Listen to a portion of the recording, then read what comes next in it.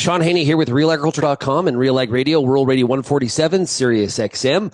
I'm joined right now by the Shadow Minister for Agriculture for the Conservative Party of Canada. It is Mr. John Barlow out of Foothills. John, how are you doing? I'm great, Sean. Thanks very much for having you. Always great to chat.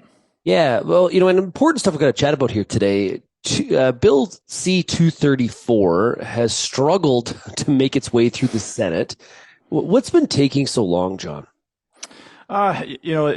The Senate is a bit different, where it can't move on to the next stage until the critic senator speaks to it, and Senator Dalfond of Quebec is the critic of C-234 in the Senate, and thus far he's been refusing to speak on it, so basically holding it up.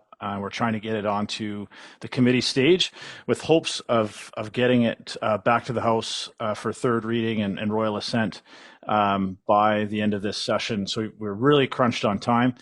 He's been doing a good job of ragging the puck.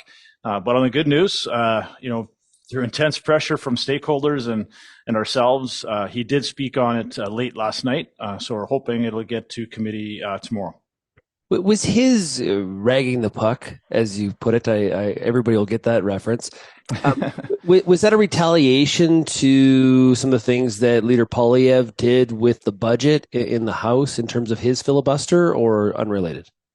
Unrelated, as far as I can tell. Making some phone calls to some of the senators that we were asking to put some pressure on Senator Wells from the Conservatives, Senator Black, who's an independent, who's a strong proponent of this legislation. It seems that this was the Liberal government asking that senator to hold this up as long as possible. And there may be some horse trading in the Senate as well on other bills, but the budget was certainly not one that was discussed. But all in all, our argument on this is that this is a critical piece of legislation for farmers and Canadians who are facing much higher costs, inflationary impact on inputs, and certainly on the price of food. And this isn't about we can have the argument on anti-carbon tax, pro-carbon tax, anti-carbon tax another day. This is really what we're trying to push on this. This is just fixing an oversight on the original Price on Pollution Act, where they did not include natural gas and propane on the list of exemptions. So that's really what we're trying to reiterate to the senators. So now it goes to committee. It's going to the Ag Committee in the Senate, but it's also the Finance Committee, if I'm correct. Is that true? From what I understand now, it's going to go to Agriculture and Environment. Okay. So different set of circumstances in the Senate where it could potentially go through two committees. We don't have that in the House. Usually it would just go to one or the other.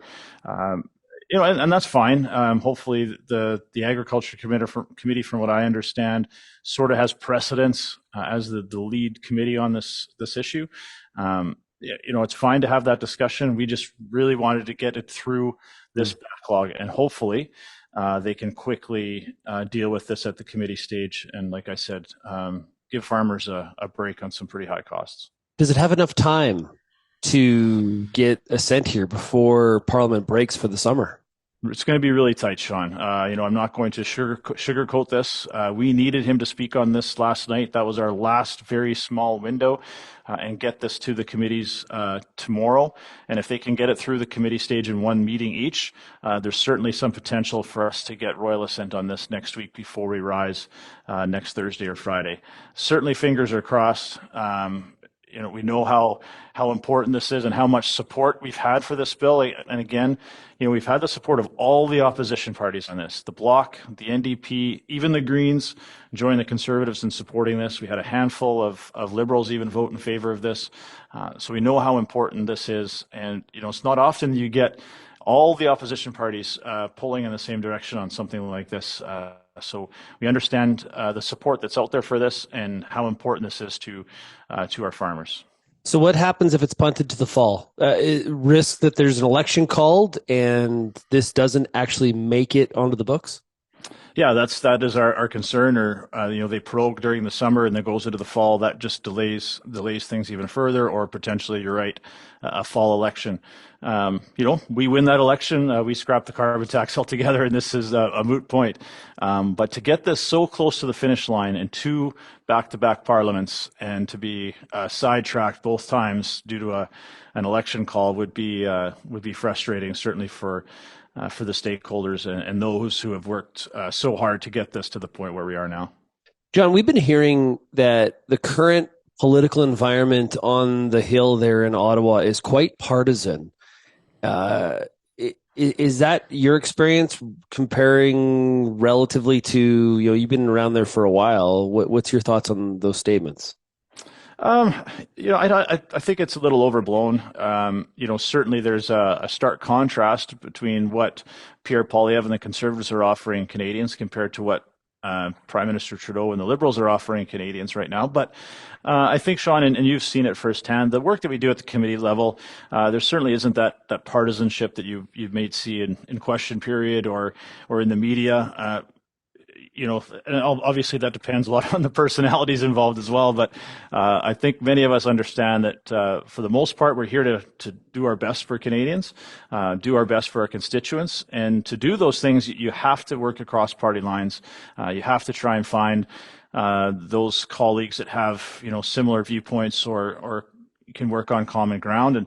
And I am really proud of the work we do at the Agriculture Committee. Certainly we have some disagreements, but I think we do try to work pretty hard to try and find a compromise and get things moving along, which again makes 2, 3, 4 so frustrating as I know that my Liberal colleagues did not all support this, but we had a few that did. And when you work hard to find those compromises and then for it to get stuck up in the Senate is frustrating.